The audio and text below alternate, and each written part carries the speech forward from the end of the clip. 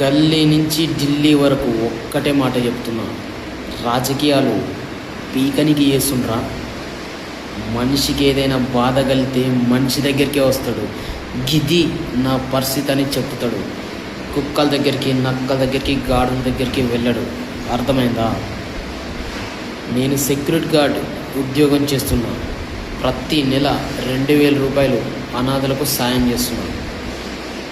నా దగ్గర ఉండే డబ్బుతో మహా అయితే 4గురికి మాత్రమే ఒక్క పూట అన్నం పెట్టగలుగుతున్నాను. గట్లా చూసుకుంటే ఈ దేశంలో అడుగడుగున ఎక్కడ చూసినా గుళ్ళల్లో, మసీదులలో, చర్చిల్లో, రోడ్డు పక్కన, మురికి కాలువల పక్కన, చెత్త కుప్పల పక్కన